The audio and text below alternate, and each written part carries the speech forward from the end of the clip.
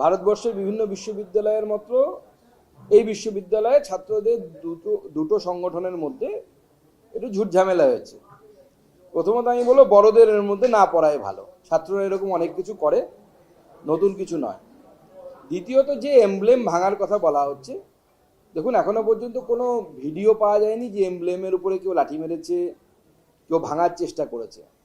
হ্যাঁ, যেহেতু দুটো গোষ্ঠীর মধ্যে, দুটো ছাত্র সংগঠনের মধ্যে ঝামেলা চলছিল, কোনোভাবে ভেঙে গেছে, পরে অন্য কেউ ভাঙতে পারে।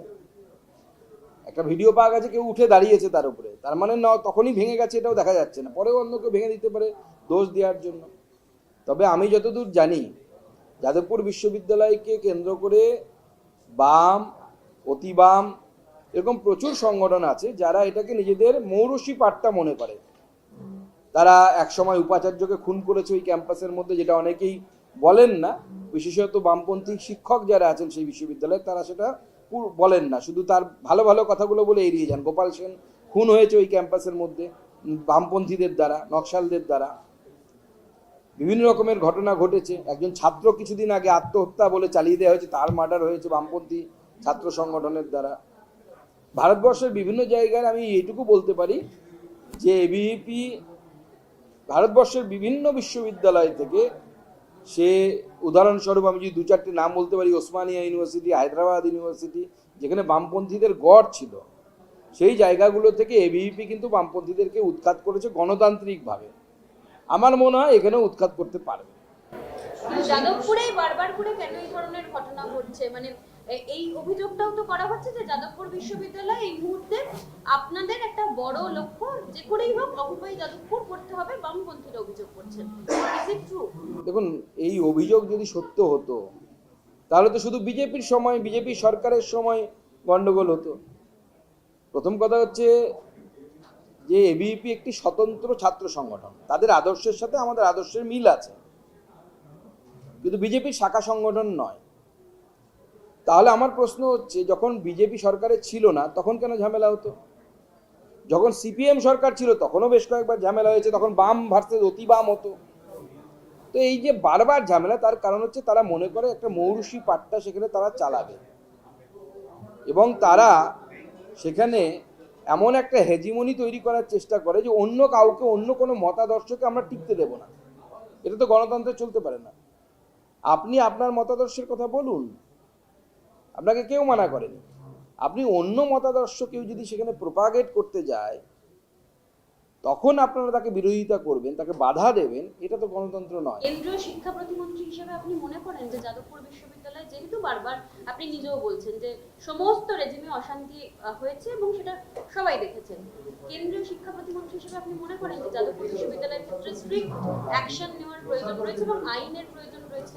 এই সঙ্গে জুড়ে দিয়ে পুলিশ স্বতঃপ্রণোদিত মামলা করেছে এবং এছাড়াও কর্তৃপক্ষও কিন্তু ইতিমধ্যেই মামলা রুজু করেছে, কিন্তু এখনো পর্যন্ত কোনো অ্যাকশন নেই।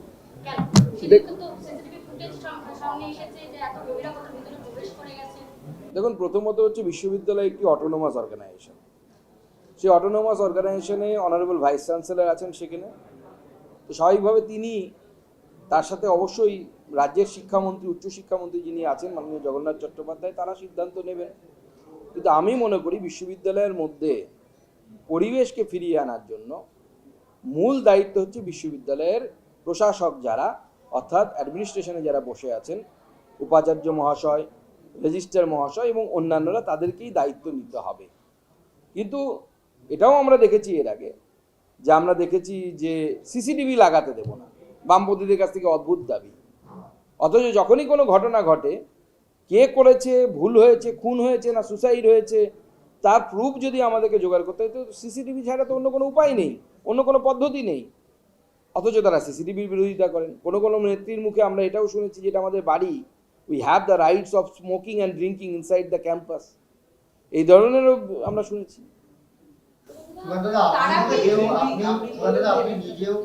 আপনি নিজেও এবং সেই জায়গা থেকে দাঁড়িয়ে কি আপনার কি মনে হয় কখনো যে মানে এই ক্যাম্পাসের ভিতরে যে পরিস্থিতি চলছে এবং দীর্ঘদিন শুধুমাত্র নেশাবাদ না, বিভিন্ন রকম অসামাজিক কাজকর্ম এই ক্যাম্পাসে চলতে পারে?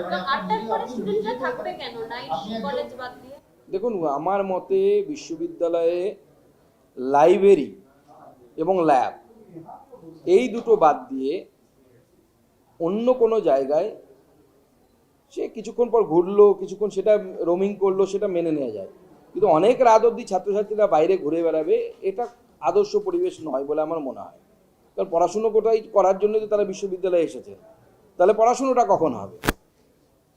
বিশ্ববিদ্যালয়ের ছাত্রছাত্রীরা অবশ্যই রাত অবধি, পুরো রাত অবধি চাইলে, অনেক বিশ্ববিদ্যালয় আছে কেন্দ্রীয় বিশ্ববিদ্যালয়ে যেখানে পুরো রাত লাইব্রেরি খোলা থাকে। আমি যাদবপুরেরটা জানি না পুরো রাত খোলা থাকে কি না, কিন্তু কেন্দ্র সরকারের অনেক বিশ্ববিদ্যালয় আছে পুরো রাত লাইব্রেরি খোলা থাকে, আইআইটিতে খোলা থাকে, সেখানে ছাত্রছাত্রীরা গিয়ে পড়াশুনো করে। কোথাও এরকম হয় না।